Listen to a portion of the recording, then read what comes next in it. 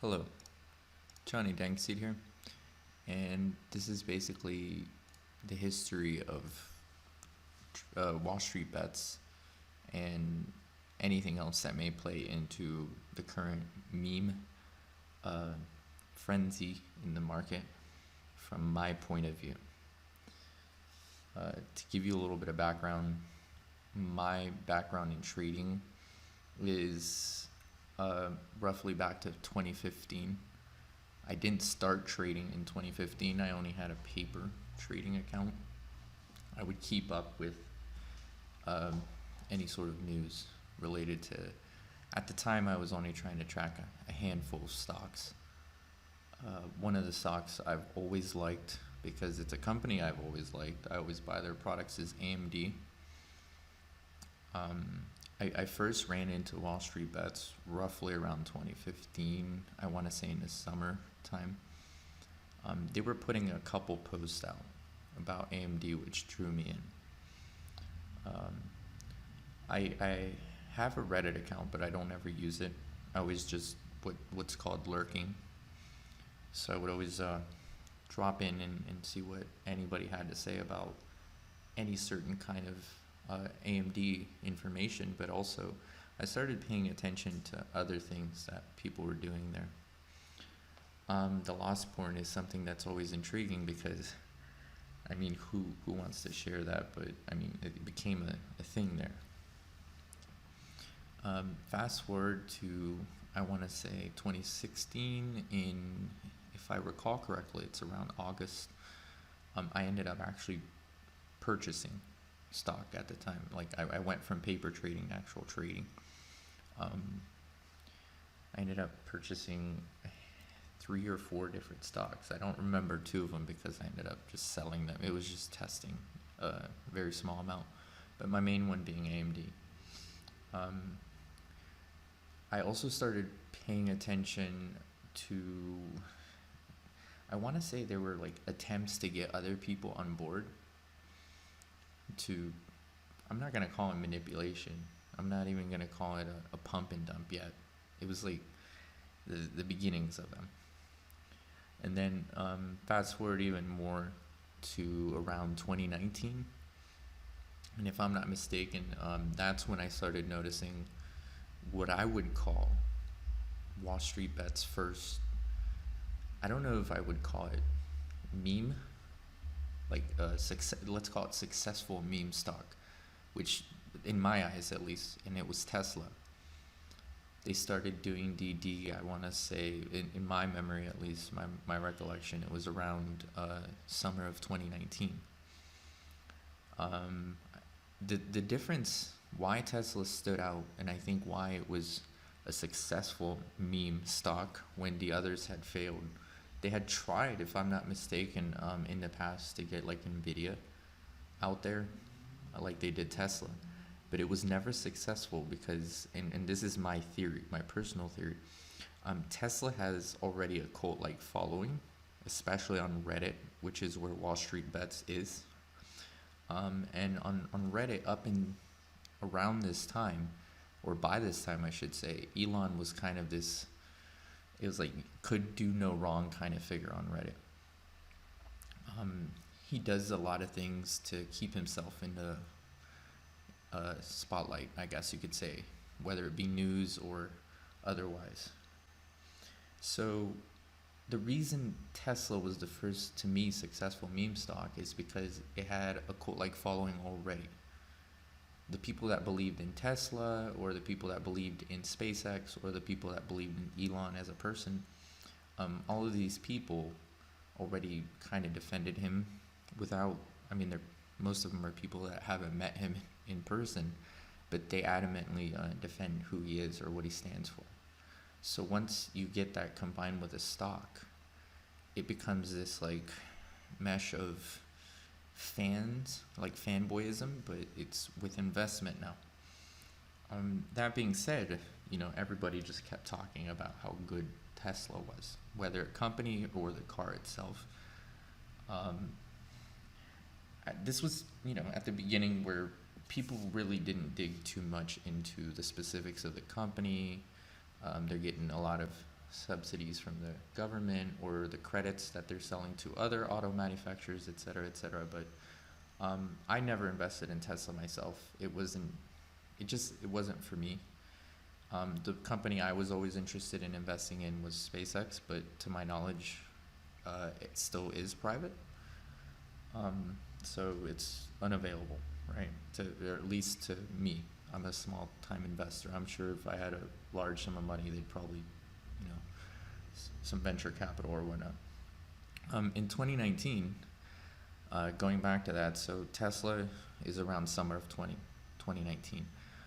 Near the end of 2019, I remember Robinhood started taking off on Wall Street bets because there was one user, I believe it was Irony Man, that used box spreads, and I believe they banned that on Robinhood after that. And then another user, I believe it was Control the Narrative, did this magical unlimited leverage, unlimited money type of glitch, right? And they fixed that, obviously. So around the same time, I don't remember the exact post, but someone was sharing Michael Burry, information about GameStop in around summer of 2019. And it's one of those things that caught my attention, or at least at the time it did. And I was reading more into it. I believe he wrote a letter to the board. And then after that, DFV, Roaring Kitty Keyskill, started showing up in September. Or at least, I believe he bought it in July, but I didn't see those posts. I started paying attention to his videos, position, all that stuff in September. January is like, it went by so fast because obviously it's when everything happened.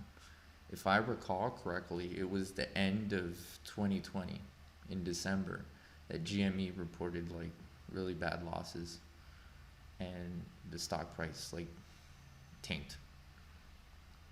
People obviously on Wall Street bets were posting like loss porn, if you will.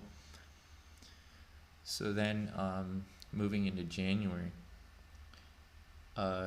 it was revealed that Ryan Cohen had made a large investment into GME. And basically there's some talks. If I'm recalling correctly, Roaring Kid talked about it, but it was also covered on Wall Street Bets that people were speculating Ryan Cohen was going to take over the company and start transforming it. That being said, people started taking positions based on this information. This was very early January. I want to say January 8th to 10th. Then it was a little spike in price, like a tiny one. People were publicly voicing their opinion. I don't know if this could be called the second wave of the meme stock, or at least in my eyes, from my experience. Tesla being the first, and this would be the second. And the reason why is, I think or at least my theory, it had a face.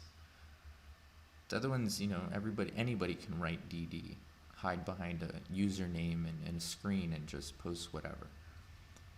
Some people actually read all of it and then go, wow, you don't know how to do math, or wow, this is really well written, or wow, you don't know how to read a balance sheet, or whatever it may be. Other people don't read it at all and they go, wow, I guess it's a well-told story, even if the facts don't line up, and people will just buy in. The difference this time is there was a face, there was charisma, and there was information. He was trying to educate people. That being said, Wall Street Bets was going mad because obviously he was posting his gains moving forward ever since he bought his position. I believe Burry sold during one of these small spikes that I believe was partially caused by retail entering. January 19th is the famous day that Citron research. So they were notorious for being short sellers, and they criticized those that were buying GME on Twitter. And he was saying that the price was soon gonna drop, but it was like kicking the hornet's nest, I guess, or poking the ant pile, right? Basically, he angered Wall Street Bets, and everybody basically said, "Hey, we're stupid, and we're gonna double down." Obviously, they used their own terminology for it, but it was around that time that I actually also got involved.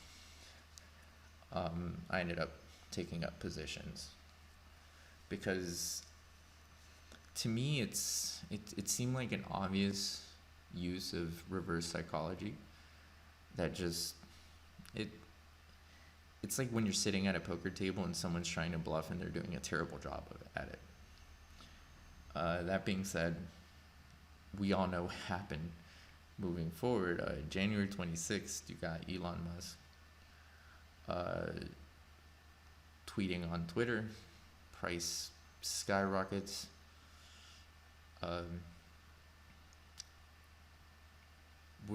Everyone's making money, you know. I managed to actually sell a couple shares before they pull the button on all the brokers. I didn't have a huge position, but nothing compared to Warren Kitten. And then Citron and Melvin, it was being talked about that they had significant losses, mainly Citron, because he uploaded a video, if I recall correctly. He was apologizing, I don't know if it was an apology or not. I didn't watch the video. I just remember people were going mad about it. But it seemed like he was humbled by the situation, because I'm assuming I don't recall how much money they lost, but January 28th, obviously, the shutdown.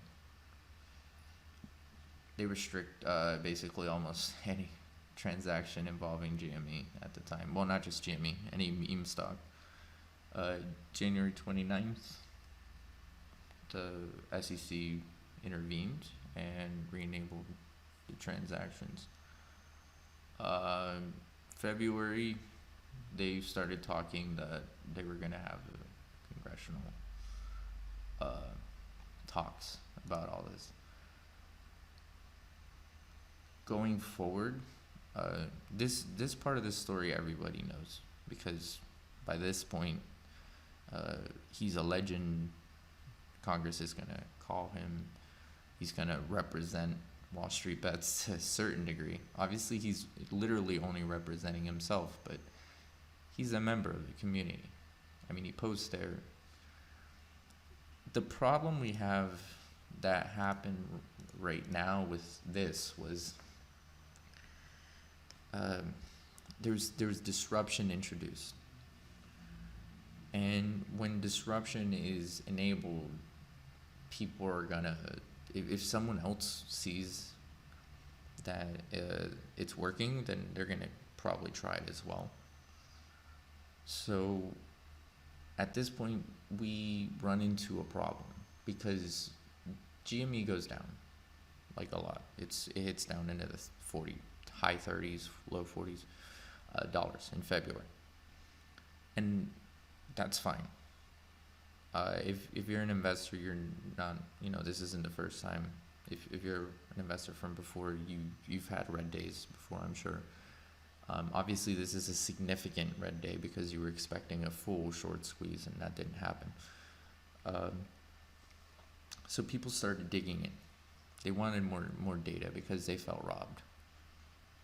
And, rightfully so, they were, at least in my opinion. Were some shorts covered? Yes, some. Were they still covering into February? I believe so.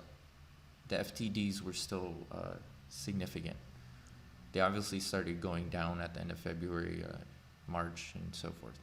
But That being said, and that's another reason why I believe the price still jumped up from 40 to, I believe it was 160 at one point. Um, the reason why is it's like before. I'm not accusing the media, but it does happen. If someone says, for example, if there's a large investor or I guess you could say someone that runs a large hedge fund on TV and they say the wrong words, they could send the wrong message to people out there that are maybe going to buy or sell stock depending on what they said. That was in the past, but since the internet's come out, it obviously evolved. I used to read about message boards before Reddit and this democratized version of message boards came out. I used to read stories, because I wasn't trading back then, of old message boards. You can still see screenshots or like archive versions of them where people would used to try to pump and dump stocks before, but it was almost always, most certainly, penny stocks for I'm assuming because it's cheap. And the term of passing the bag or bag holding was not new to me. Paper hands was from Wall Street bets, but all the other ones were not new to me, because the cost of bag holding, the cost of opportunity, things like that, locked up liquidity, they were not new to me. But like I said, the old message boards had this, but it's different now. And the reason I believe it's different is because if we look at it in the terms of, like, let's say antenna, receiving and broadcasting antennas. Before, it was one main receiving antenna and one main broadcasting antenna and many receiving antennas, whether it be radio, TV, and the beginnings of internet. It was still somewhat centralized. Not everybody could have a blog at first. Now everybody can have a Twitter, everyone can have a Facebook, everyone can have a Reddit, anyone can post wherever they want, however many times they want. They can make alt accounts, they can buy bots, they can upvote or downvote with their bots what they want or don't want. There's manipulation to the boards. There's a whole subreddit called Hail Corporate, where they try to identify which ones look like they're meant to be organic posts from a user, but really subliminal product placement or advertising. That being said, we're in a different era now, where these are like tools, and the person that's best equipped, or the people, or the entities, corporations now even, are going to be able to move the masses, sway them. What I want to get at is people started digging into data, and at first it was just that. Wall Street Bets was people investing not all together, but like collectively talking and having fun about it. Not market manipulation, in my opinion. The Tesla thing, like I said, I don't blame Wall Street Bets. Tesla already had this cult-like fanaticism following that enabled it to become what it is. So then new subreddits are born, because Wall Street Bets had, because of its popularity, growing pains, it had that falling apart where the mods kind of had an infighting amongst themselves. There was a whole bunch of pushes of silver and a couple other things at the time, and at that time it did seem like it just became a board trying to be manipulated by people in charge. Again, I'm a lurker. This is all from my point of view. New subreddits were born. I had exited most of my GME shares, but I did not exit all of them. I was still holding a handful. I was doing my own DD, due diligence, on GME, just like I do other stocks that I hold, portfolio. I started visiting the discords that started popping up because of the fallout of the falling apart of Wall Street Bets. So I ended up joining Wall Street Bets Discord. I ended up joining Deep Fucking Value Discord, and those were mainly the two I was always in. Again, this is January. I'm gonna backtrack a little. Come around February, I stopped lurking and I started sharing what data I had, because to me it seemed like everyone that I would run into, or well, not everyone to be fair, but a large majority of the investors I would run into were very misinformed or ill-informed. They didn't know how stocks worked. They just knew they go up and they go down. Good news, bad news makes it go up or down. Most of them didn't know what a dark pool was. Most of them didn't know, well, a few of them knew what FTDs were, but most of them didn't fully understand what a full round trip of an FTD would be, like an FTR, margin call, all those things. They didn't know the full process. They were just kind of following the lead maybe given by a poster they read either on Wall Street Bets, or sadly by this time, FinTwit is a thing, financial Twitter. And they're all posting what they think they know. Everybody thinks they know everything. So some people just post blindly and they start amassing followers, because a sweet lie is always going to sound better than a bitter truth. So I started sharing the data I had. By data, the due diligence, it was clippings of like articles or newspapers mainly. For example, the main one I would always hold on to with people is how Senvest, one of the companies, by the way, they sold when Elon Musk tweeted Gamestonk, but they believe Gamestop to be worth $100. And at this time it was trading again at 40s. So I told people this is what Senvest said back then. And they were trying to convince, I believe, 2 other hedge funds to invest in GameStop as well. And I was like, 40 to 100 would still be, some money, at least for my shares, from my perspective. I don't know these people's positions. I don't want to know it. I tell them I don't advise. I didn't go to school for this. And I just, again, point them to a link on a website or a clipping of an article, or here's the article itself link. And that's, I was basically sharing what other information I would find myself. Hey, if you go onto this website, the Edgar website, you can look up this. Or if you go onto this website, you can download the FTDs yourself, and this is how you turn them into a readable format, things like that. The administrator of Deep Fucking Value Discord shared a link. He shared a person that was going to be streaming on Twitch. The link was to a streamer named Dookie Dimes. The reason that this streamer stood apart from most of the other ones is because he had access to capital IQ, and the admin was, telling us he's a financial student. So I went and looked. He was sharing some of the data he had from, I'm assuming he was going to school. He said he was in future streams. Capital IQ for retail investors is really good data. Call it bleeding edge. He was also, again, a financial student, so, allegedly he was ahead of the curve. And that's where I met a lot of the people that are still familiar to me now. Maybe people that currently still trade and post, or I follow, or I read their posts or whatnot.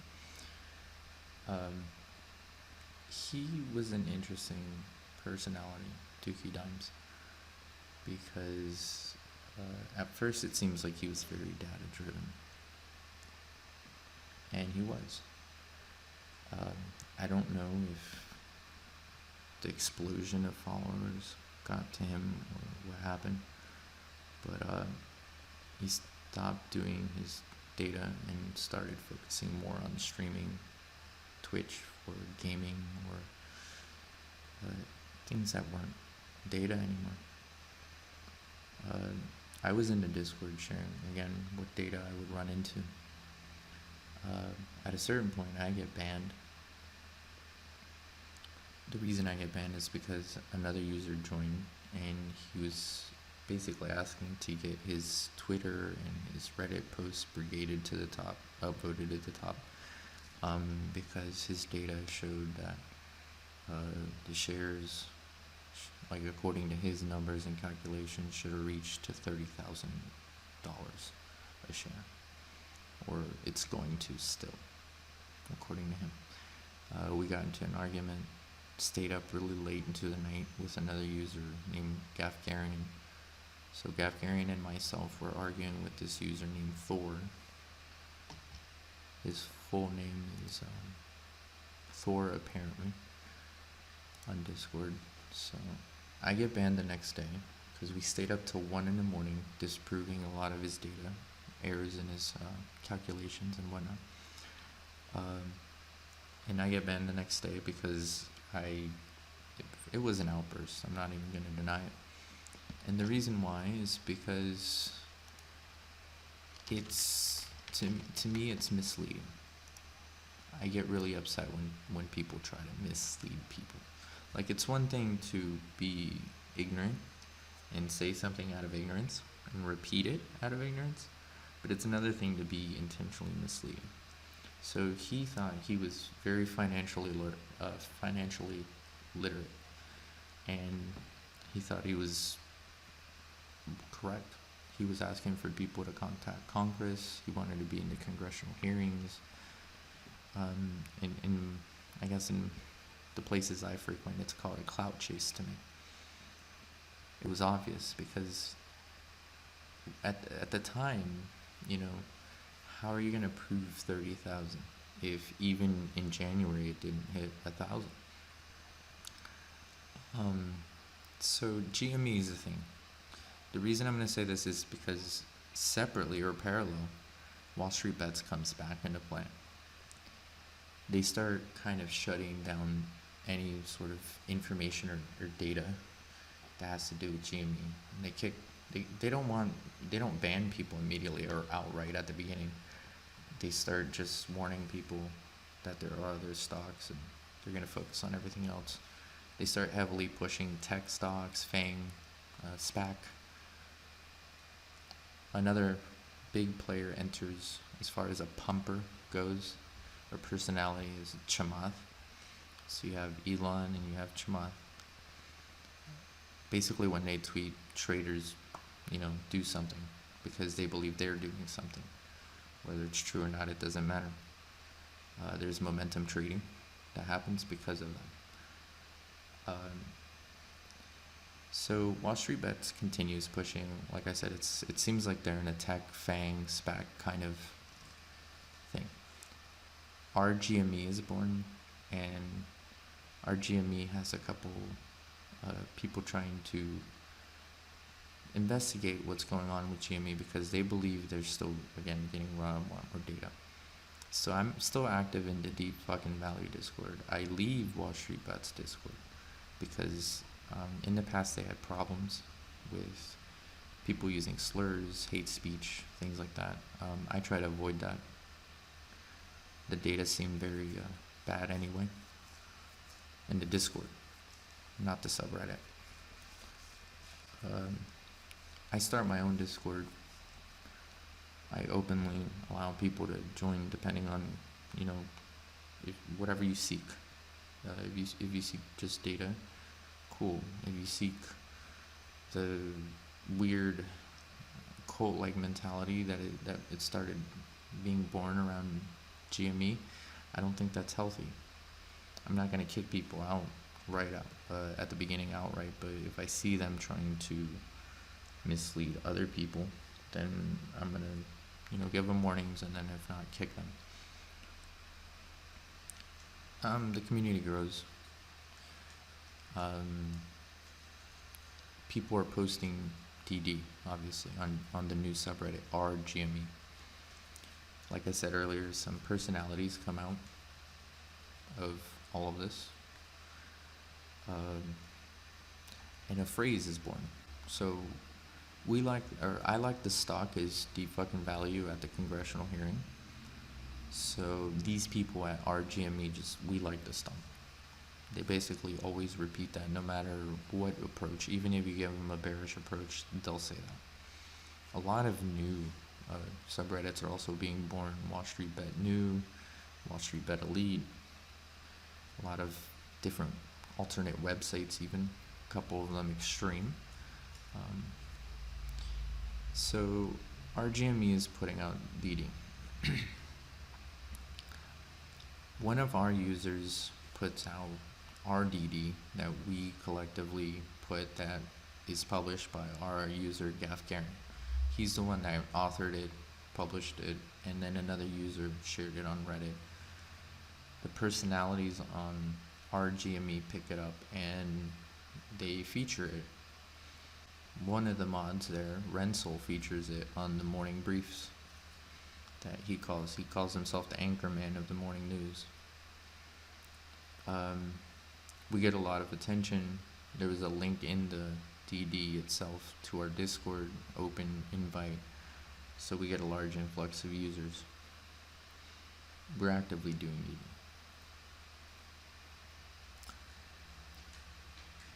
The problem that we run into is right off from the get-go, when Renzel joined in one of our first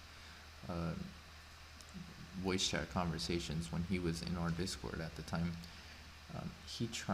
it seemed like he tried to take over the conversation or direct it at one point, and he wanted like certain privileges or rights. A bunch of questions all over the place, and it's just not going to be able to be.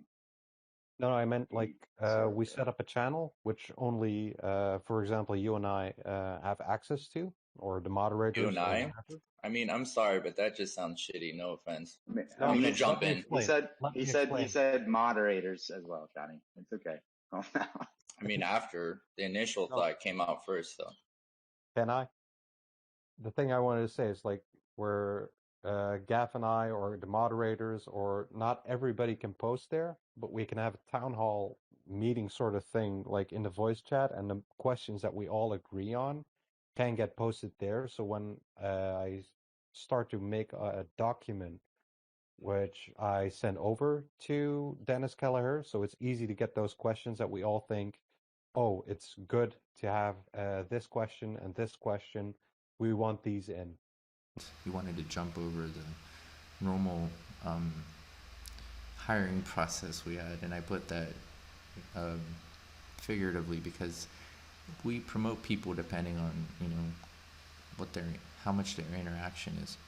Lurkers have full read access to all the data, but we want they have read only. But if people want to actually start getting involved with the talk, if they start talking, they get promoted out of that read only, and they get access to talk in the other channels as well. They get to share their data.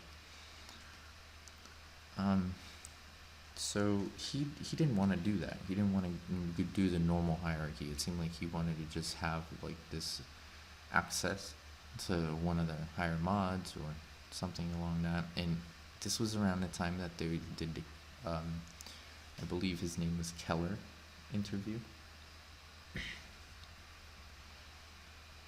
Now, the reason I found it interesting is because he said he was going to get Gafgarian to be able to speak to him about his FTD DD that was released from our community into the Reddit communities. So the reason why allegedly we were going to Renzel was going to push his questions or whatever have you to the person, and that didn't happen. I went and looked at the post myself, and I at least logged in or not logged in. I didn't see Gafgarian's questions flared or upvoted or mod flared or anything to that degree. Moving forward, RGME had, I would call him like falling apart in the mod leadership. I'm too detached from the Reddits doing my own data. The user that shared our DD, like he was never like actively instructed to do so, because we tend to try to steer clear of what we consider a lot of their crackpot or tinfoil theories, because they actively pursue things that can be sometimes disproved very easily. I'll get to that later.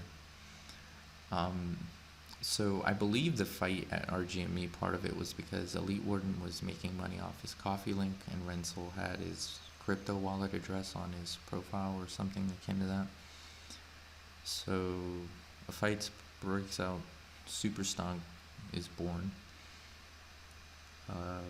Red Chess Queen seemed it like there was some PMs leaked that suggested that she was making the subreddit before that anyway. She herself refers to backup plans and then backup of backups.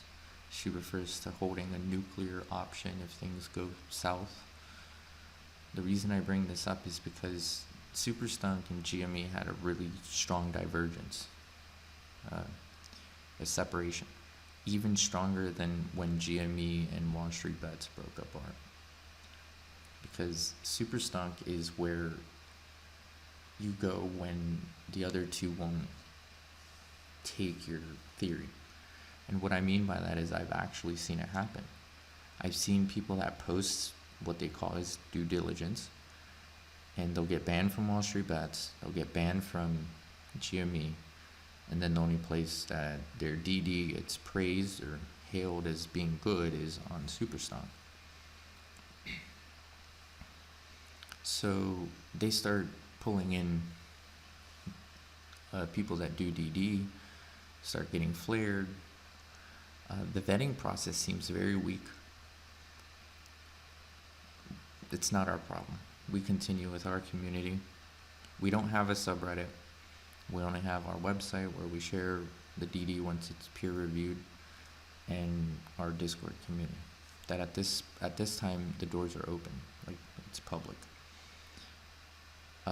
Moving forward on Superstonk, we start seeing some things that to us worry us, because a lot of our users in our Discord community link to us DD from the subreddits.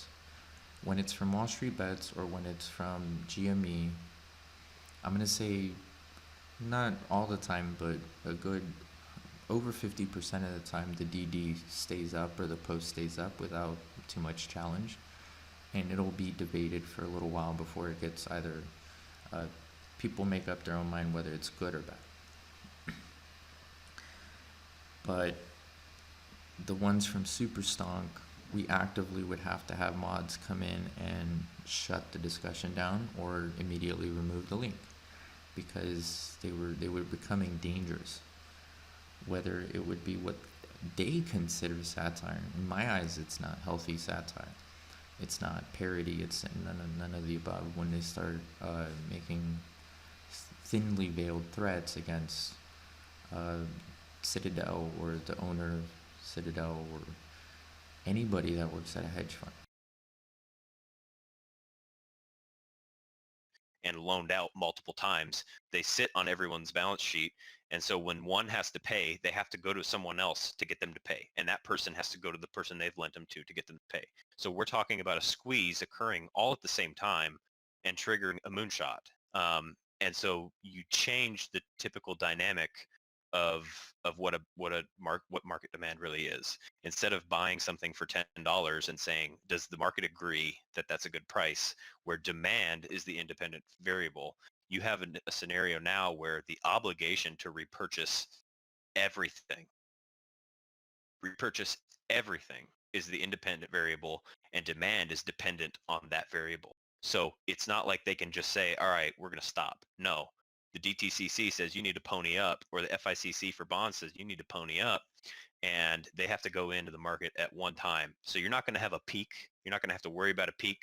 You're going to see just a straight moonshot. You might dip a little bit, but that thing's going to go to the moon. There's no way that it can't, because you decide what your selling point is. So don't view this as the typical market scenario. This is a 100% you decide when you're ready to sell. right? Because they're being like they legally have to pay at that point, right? And they'll pay. They legally. Yeah, they legally have to pay, and you literally determine the price. They start embracing this us versus them mentality. It started turning, and this was early in our GME subreddit, where people would speak about it as if it were us versus them, but Superstonk really embraced it. And again, on our GME subreddit, it was born where they would say it was like a video game, and Melvin Capital was just the first boss, for example. That speak. Superstonk again embraced this. They really would get behind this. Those posts would always get outvoted the most, or flared, or gifted awards. Now, the thing I find interesting is the mods are actively also pushing this mentality, if you will, that it's some sort of almost war. The problem that we run into is it becomes so unhealthy that because Renzel's in our Discord at the time, we just give him, I guess you could say, a heads up. And we tell him that if his subreddit keeps having these posts that we consider dangerous, because at this point, they're not only doing the satire and the funny images of guns to Kenneth Griffith's head or anything of that nature. They're doing things like flying drones around Citadel headquarters in Chicago. To me, it's dangerous. Like having a movement can be good, but obviously if it's misdirected, it's dangerous. Who's to blame was a question, I guess, that was initially asked to me about all of this at the beginning. The problem is between when GameStop happened and now, I'm going to say June 26th, the problem that we run into is so many others have cropped up. And what I mean by that, so many others, is so Dookie Dimes is out there. He still has his Discord, and there's certain theories that are spread on there that are very, to me, dangerous. I don't know because I'm banned. I don't visit it, but other users share screenshots of what goes on in there, and it sounds very dangerous. If we don't get our money, we're going to do X or Y, or we should revolt X, Y, Z. And the reason why I say it's dangerous is, aside from the dangerous speak of we want to do X, Y, or Z, threats of physical harm or whatever have you, the most dangerous speak of all is the financial lies. The financial lies that the share price can go to infinity, or the share price can go to 10 million floors. What they mean by floors is minimum. So it'll go over that, according to them, according to the people that do DD, according to the mods that are supposed to peer review. And when I speak of this place, I speak of the Discords that keep embracing this, which there are a few. I'm not participant of all of them, but there are a few. The Twitter accounts that are now amateur financial advisors that before didn't know anything about this. Some of them I know that they were nutritionists, or they were yoga instructor, or whatever have you, and now in 3 months they know more about stocks than I do, and I've been trying to research this for longer than 4 years. Like, I've been trying to read into this for longer than that. So I find it odd. I find it odd because everyone's trying to jump on, like I said, what I said before, disruption. And what I mean by that is it's a cascading effect. So you have Elon at the top, Chamath at the top, and then you have financial Twitter accounts with, over 100K followers, or whoever else is on the next on the tier, and so forth. And then you have YouTubers now, which, it's becoming a thing where they're seeing good money in this. Not even from trading, just referrals to the the broker that they use, combined with ads. Andrew Mo Money is making a ton of money, and he's very misleading, very problematic, in my opinion, to the financial investing community. You have so many others I could list. Trace Trades is also part of that. Dookie Dimes, like I said, Twitch streamer. Sadly, you can't even, I don't even have a list for how many financial Twitter accounts there are out there that are partaking in this now. But the biggest problem, I think, is Superstonk still. And the reason why is it seems to be currently the source, the poison well from which all of them drink. And what I mean by that is that's where they spread the really extreme theories that hedge funds are hacking Reddit so they can't communicate with each other because they're figuring out their place. That hedge funds are hiding everything in the dark pools, and they don't fully understand how the dark pools work. They're very misleading, and this is where I get back to the point. Separate from the ones that talk of let's do physical harm or threats or danger,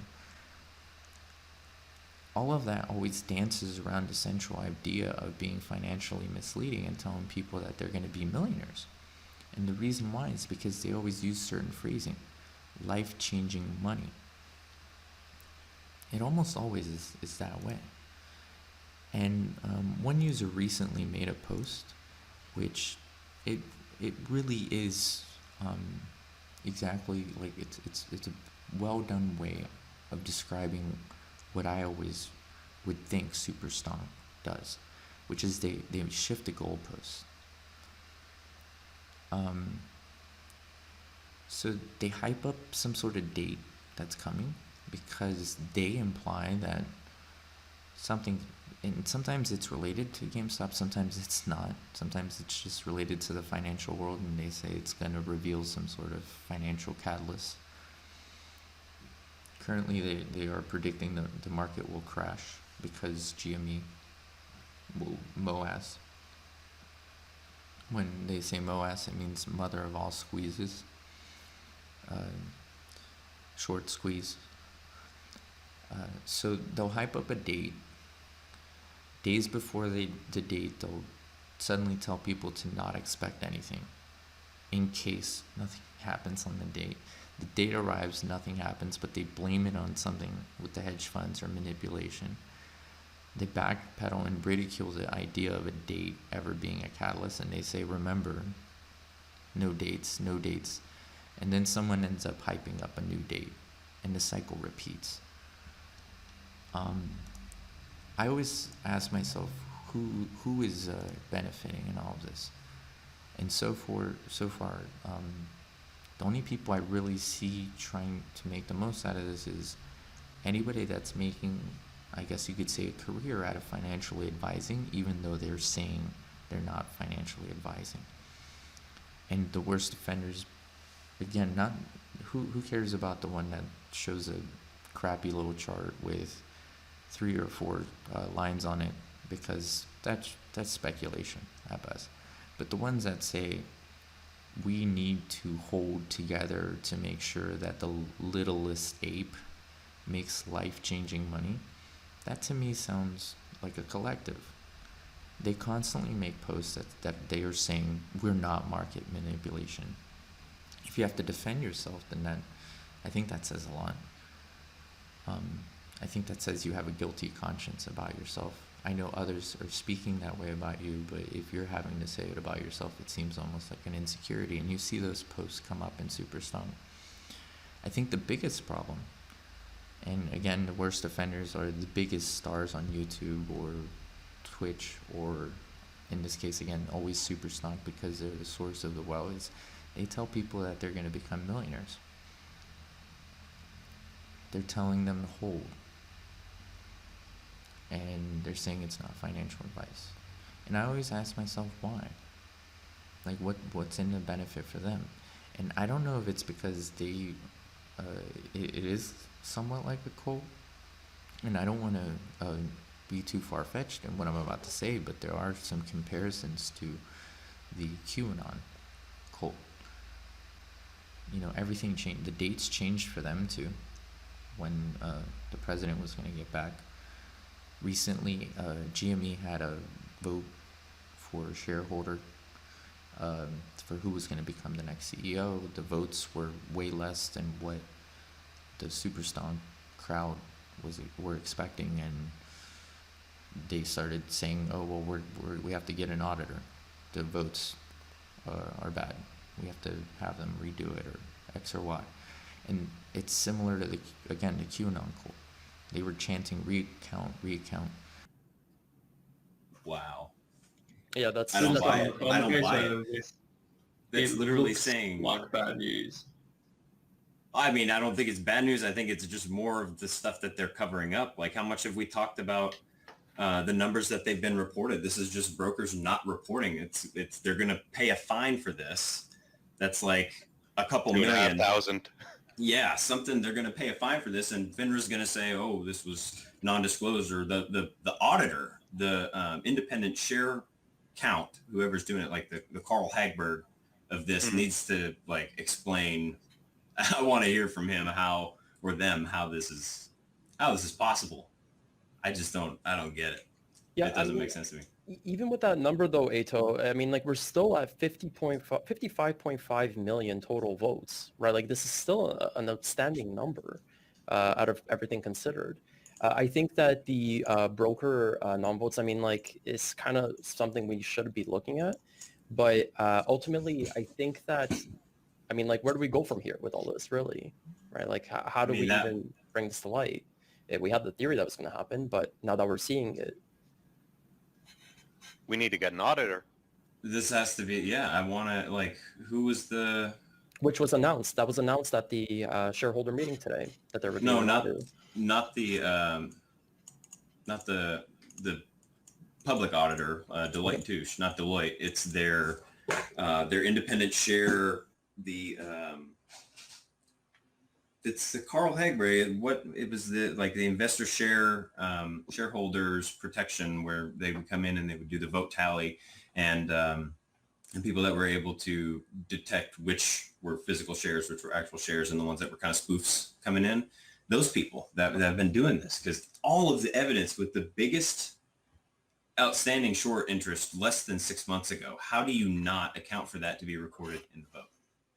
How do you account for the 180 or 200 million shares that are being traded daily? Somebody has to eventually own these. Not So where only do you that, if count? you look at the options, look at the in the money and out of the money options right now. If you tally all of them, and we're already at 55 million, won't we exceed this by a huge margin if you take them along with them? Because we also had a theory a long time ago that they're hiding their short position in long OTM puts and calls. Yeah. But so where are the votes going? Because they're being cast, right? I mean, people are getting, like, you're getting that confirmation from your broker. Are they just not sending the votes there? They're being... But that's what we heard. We heard that from, who was it? I believe it was Wes who even maybe mentioned that, or Lucy, that it's very possible that they might just not send your vote altogether. That you will submit a form and then it gets lost, disappears. And if you go to Superstonks, you will find those dangerous, I want to call them beginning posts calling for violence. If they don't get their money, then we do X or we go to Y, kind of like the QAnon cult. And I don't want to be saying that, and I hope that they don't go that far, because personally I don't know how other people are going to react, but I think the people that are misleading these people are the ones that should be considering this the most and asking themselves, at what point is it okay? Is what I'm doing okay? Because they're telling people they're going to make millions, or, depending on how many shares you hold, even more.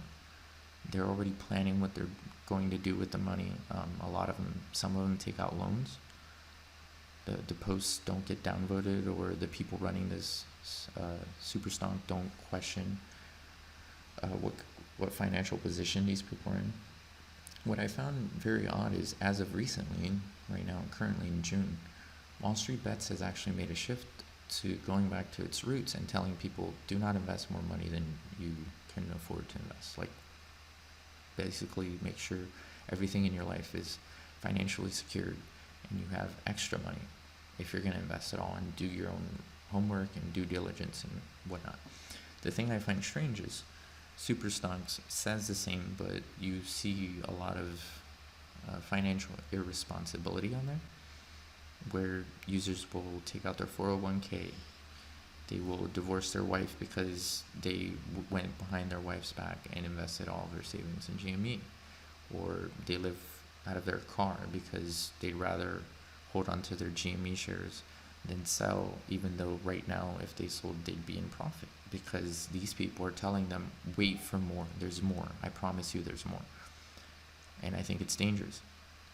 During the YouTube there was a live YouTube live from Superstonk of the shareholder meeting, and they were covering it, and there was one moment where Rental, one of the moderators, says taking a loan because of they get a preliminary report on the counts, and it was just the phrasing they used. More than a significant amount, I believe, was the phrasing for the CEO or something like that.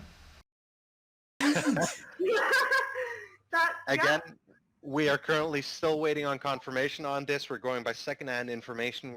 Pink is currently live on scene trying to find somebody who was inside and who is willing to confirm this for us, so we can make sure that what we're saying right now is factually 100%, so we're not spreading BS. Yeah, we need to. Yeah, Now, my heart is pounding, but like Yeah. it needs to be. I need to hear someone from GameStop say we had more votes than we had shares outstanding, and if I hear that, that's it. Yep. That's been us. Getting a loan, don't care. Getting a loan, don't care. Yeah. And the reason why it's telling is because at first they're you can tell their emotions and attitudes are very up, and they're very peppy, excited. They think they're gonna be rich, I'm assuming, soon.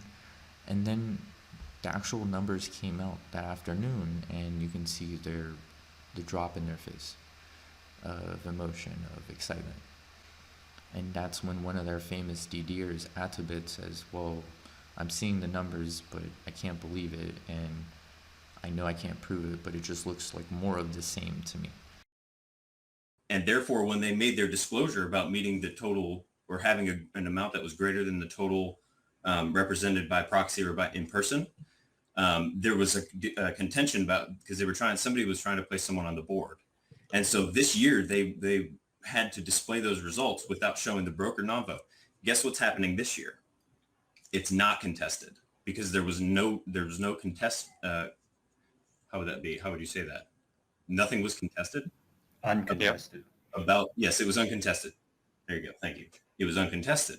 And so those broker non-votes are going to be there. So when they're saying we have a majority, we've met the majority, or there's a greater than majority, or at least greater than 50% of votes have been cast to represent in person or by proxy, what we're going to see this year when they release that 8K is that broker non-vote section that's going to have God knows how many votes represented by all the apes that were not included in the news that we got today. And that news that they gave today was very specific, because they mentioned we were able to meet the total amount of shares to be represented without including the non-broker vote. Is anybody else like, I'm literally shaking. Like, this is naked shorting. This is evidence of naked shorting that we're about to see. Yeah, show 2019. So this is the definitive evidence that we're waiting for.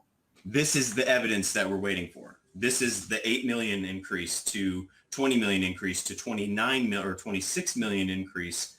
And now in 2021, we're going to get 2020 results, or we're going to get the results through now.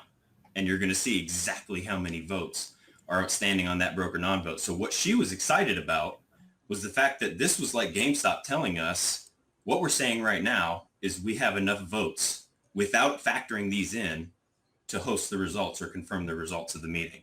But what we're going to see are all the apes votes in that 8K. Okay. So when we were looking for numbers this morning, it wasn't going to include that. Ato, I think we just got the AK just released right now. Yeah. Is the it out? 2021 numbers. Oh, pull it up. Literally live on stream. Pull it up. Let's see what it says. So we're going to react to this live with everybody here now. Oh, I'm literally I'm going to shaking. call it.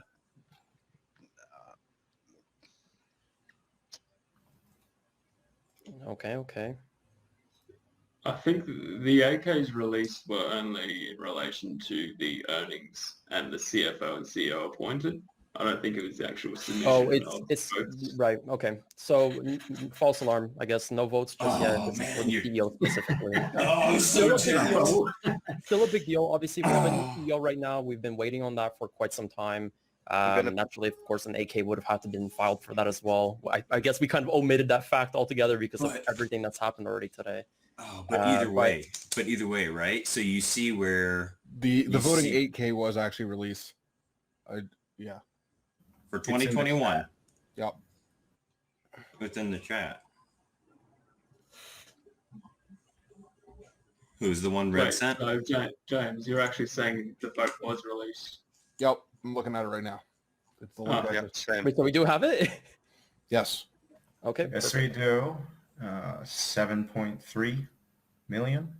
7.3 million non-broker votes? Yeah. Yep. Yeah. Holy, that's like triple, more than triple.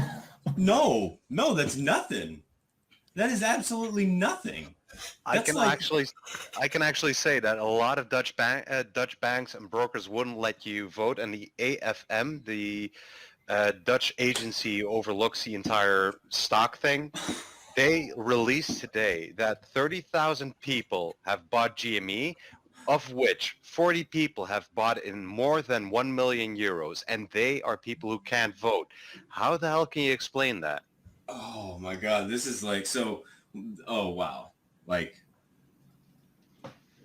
I don't even buy this right now. The fact that it was 28 million in 2020, which was up from 2019, which was up from 2018, which is up from 2017, and now you're telling me after everything that's happened and the number of people that hold shares, that everybody that voted, we're only represented by 7 million shares. Nah. That is ludicrous. That is ridiculous. Not only that, didn't we have a couple of DD people a couple of weeks ago who even said it's possible to have some people say, like, for example, eToro, saying, okay, we're going to vote for you, but you're not going to get your proxy numbers. And they don't have to put forward their shares. They can say, yeah, you voted, but you have no proof until you actually voted yourself on a GME site. Wow. Yeah, that's... I don't buy it. I don't buy it. it. That's literally saying... like bad news. I mean, I don't think it's bad news. I think it's just more of the stuff that they're covering up. Like, how much have we talked about the numbers that they've been reported? This is just brokers not reporting. It's they're going to pay a fine for this. That's like a couple million. 2,500. Yeah, something. They're going to pay a fine for this, and FINRA's going to say, "Oh, this was non-disclosure." The auditor, the independent share count, whoever's doing it, like the Carl Hagberg of this, needs to like explain. I want to hear from him how this is possible. I don't get it. Yeah, it doesn't make sense to me. Even with that number though, Ato, I mean, like we're still at 55.5 million total votes, right? Like this is still an outstanding number out of everything considered. I think that the broker non-votes, I mean, like is kind of something we should be looking at. But ultimately, I think that, I mean, like, where do we go from here with all this, really? Right? Like, how do we even bring this to light? We had the theory that was going to happen, but now that we're seeing it. We need to get an auditor. This has to be, yeah, I want to, like, who was the... Which was announced. That was announced at the shareholder meeting today that they're No, reviewing not auditor. not the public auditor, Deloitte & Touche, not Deloitte. It's their independent share, it's the Carl Hagberg. What it was, the investor share, shareholders protection, where they would come in and they would do the vote tally, and people that were able to detect which were physical shares, which were actual shares, and the ones that were kind of spoofs coming in. Those people that have been doing this, because all of the evidence with the biggest outstanding short interest less than 6 months ago, how do you not account for that to be recorded in the vote? How do you account for the 180 or 200 million shares that are being traded daily? Somebody has to eventually own these. Not So where only do you that, if count? you look at the options, look at the in the money and out of the money options right now. If you tally all of them, and we're already at 55 million, won't we exceed this by a huge margin if you take them along with them? Because we also had a theory a long time ago that they're hiding their short position in long OTM puts and calls. Yeah. Yeah. But so where are the votes going? Because they're being cast, right? I mean, people are getting, like, you're getting that confirmation from your broker. Are they just not sending the votes there? They're being... But that's what we heard. We heard that from, who was it? I believe it was Wes who even maybe mentioned that, or Lucy, that it's very possible that they might just not send your vote altogether. That you will submit a form and then it gets lost, disappears. It's just... that blows my mind. And what he means, like, when he says more of the same, is they believe that they call it hedge fund fuckery, which they think the hedge funds actively manipulate anything from just the GME stock to the whole market to apparently they can hack Reddit, they were saying the other day. And this is where it's dangerous. I think who's to blame right now is up to anybody that wants to do the investigative work as to who these individuals are and why they believe that the stock is going to go to 10 million or 20 million, and why they're telling other people that. In the past, I've tried to challenge them because, again, I don't know, my moral compass doesn't allow it to go this way. I believe in technical analysis or in other types of due diligence. You know, you gather information, go look at the balance sheet, see if any insiders are selling or buying anybody inside the company. Things like that. Go look at sweeps, options, you know, all of that. But the problem is these people don't like when they're told, hey, you're not going to be a millionaire for whatever reason. A lot of them, like I said, have been financially irresponsible. Some of them have posted and they're happy about it, that they've quit jobs or they sold a house and moved back in with their parents and threw all the money from the house in a GME, etc., and they're cheered. These things are cheered on. They're given tokens of appreciation by the means of awards gifted. And it's dangerous. Because people see this being successful, Superstonk spreading a lie, and it takes a hold. Because Superstonk, for example, starts talking about hiding the shares in a dark pool, and then AMC followers, which aren't Superstonk users, start spreading it. Wish followers spread it, and it just spreads. It's misinformation that spreads really fast. And the people that are coming out and actively fighting it, whether it be in those own separate subreddit communities or Discord communities or Twitter communities, they're starting to get mocked because, and I'm not trying to offend anybody here, but it seems like stupidity is spreading faster, the misinformation, and the reason why is confirmation bias, I feel. Everyone wants to hear that they can make a small investment of, in the case of AMC, for example, when it was still being traded at lower levels, they're being told $100 for a rocket ship to the moon, that's nothing. And what they mean by rocket ship to the moon is they're talking figuratively about the stock. They think the moon is going to be $10 million. And who's to blame is a big problem, because there's people that are part of these companies that are actively participating in it. For example, if you go look at Adam Aaron of AMC, he's kind of, he sees that Elon's able to get away with it, I think, and he's like, why not me? So he's talking to his shareholders, participating in it, doing anything he can to make, I'm assuming, more money indirectly by shareholders buying in. Ultimately, there is speculation that from some other sectors of finance that he's going to end up passing the bag to the shareholders, but time will tell, I guess.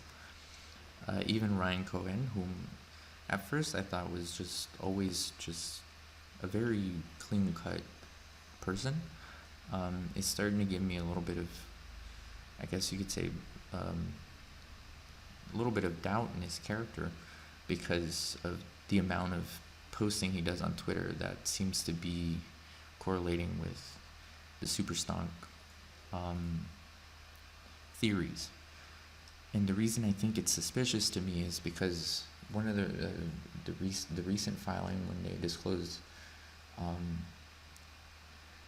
him as CEO, they also disclosed that the SEC was doing some sort of investigation, which was always going to be assumed because of the congressional hearing.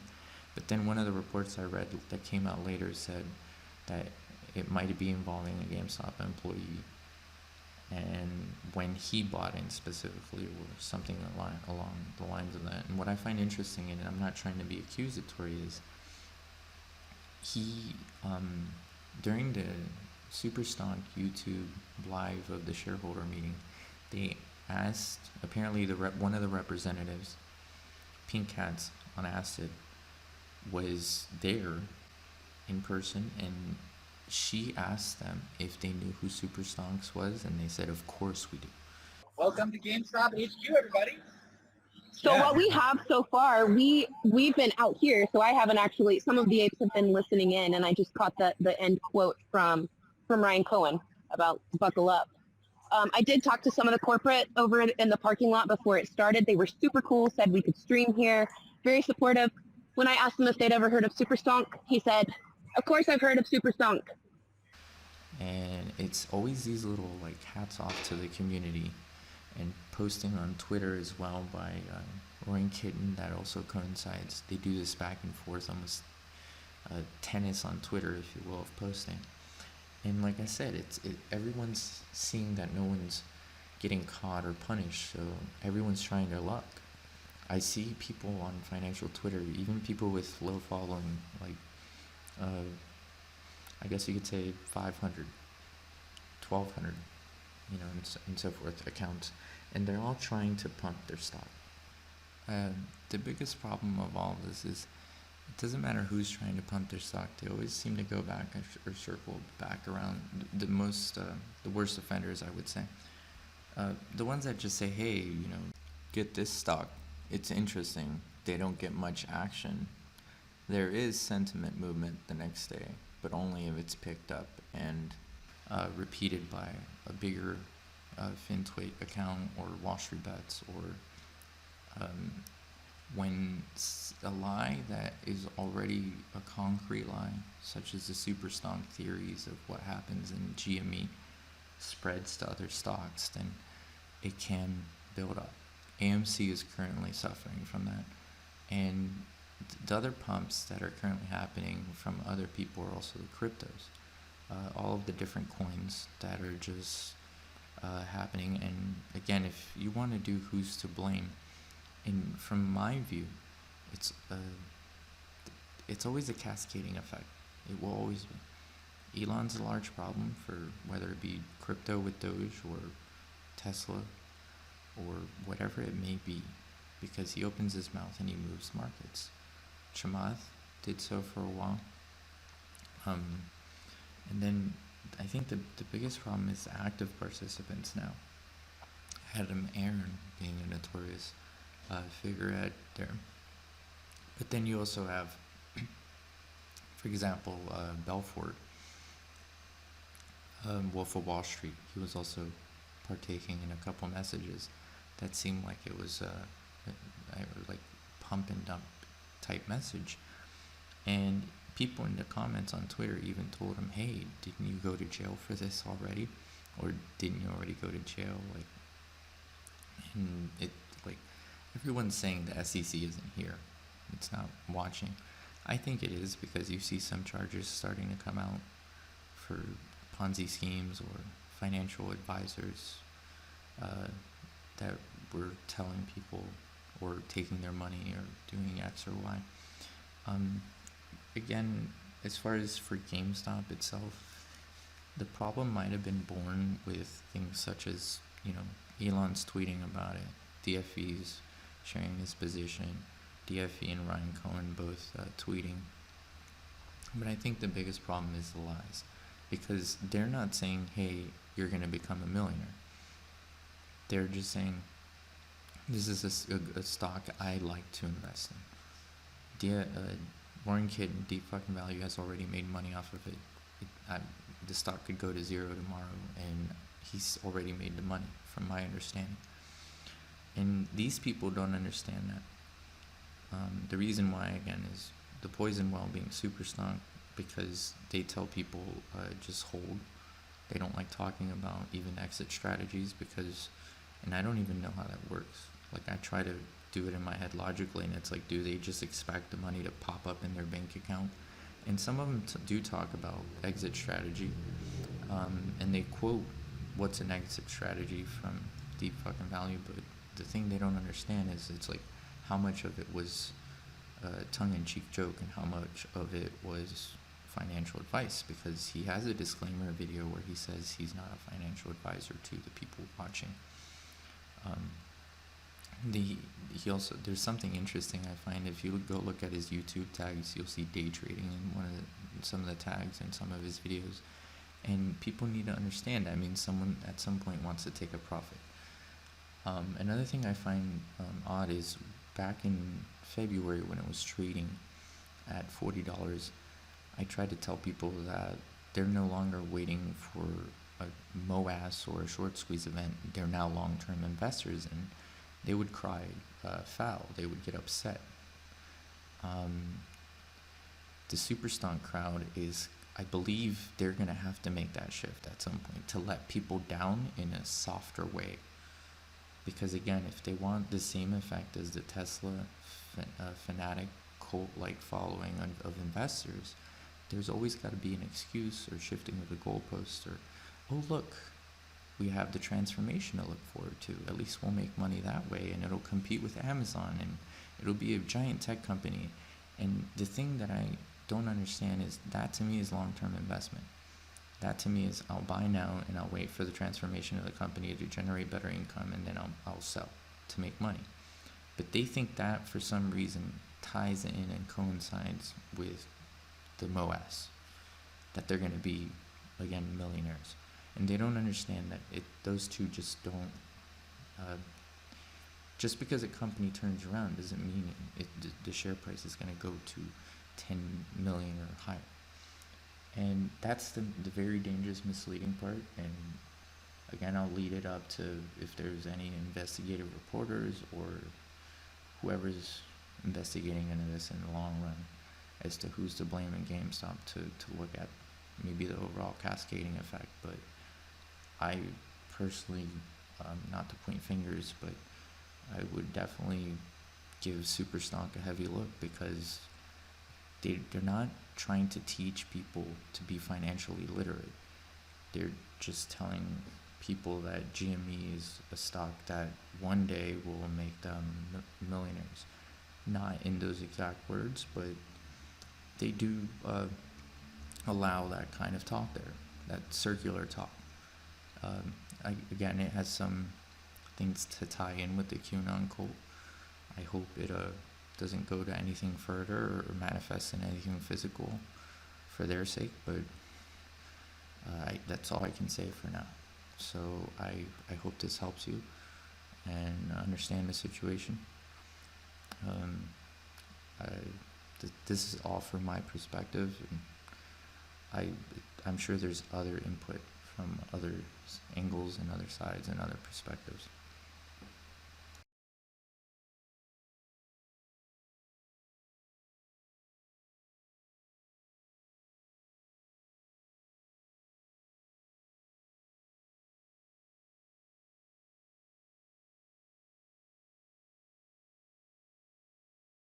That So blows my mind. for everybody who's just joining in right now, we had a couple different developments here that has happened since we went live in this stream alone.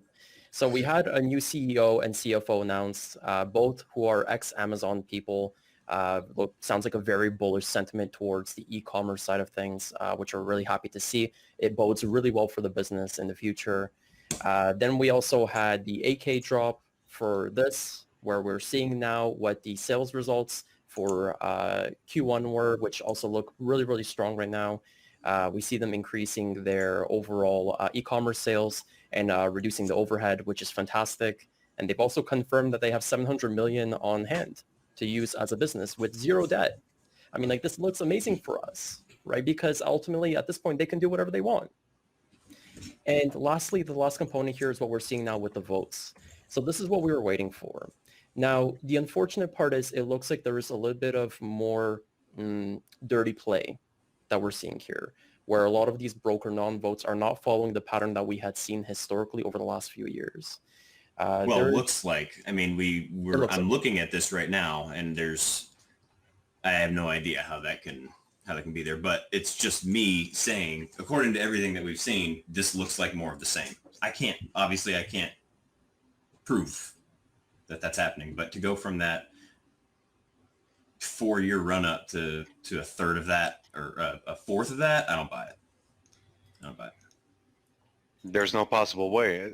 And let's be honest here for a second. If you take 140% max short interest and people came in, they bought, they held, even if you take 10% as day traders, for example, because there are always people who will take opportunities in that. Even if you take 10% out of that and you look at everything, how is it possible that somebody got out of a 140% short position? And that's what they were willing to admit, right? So remember, Ran, when you look at FINRA, for example, we saw that percentage reach like 300%, right? Yeah. And so, I mean, like, yeah, how do you exit this position?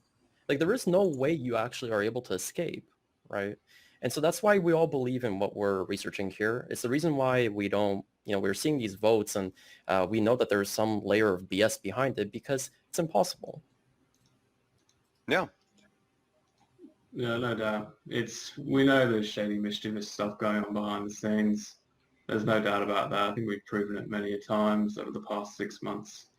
And given that we've given them 6 months to prepare for what is going to be the ultimate evidence of overvoting, there's no doubt that they knew this long before us, long before we even discovered that this would be an issue, so they would have had plans in place for sure. Yeah, so the overall sentiment, I would say, knowing everything that we've seen here is still, for me personally, quite bullish. I'm not swayed by these things. I think that we see what's happening in the option chains. We see how many there is far out in the money ahead of time, and all of them combined still paint a story here for us. Yeah. Any thoughts on that, guys?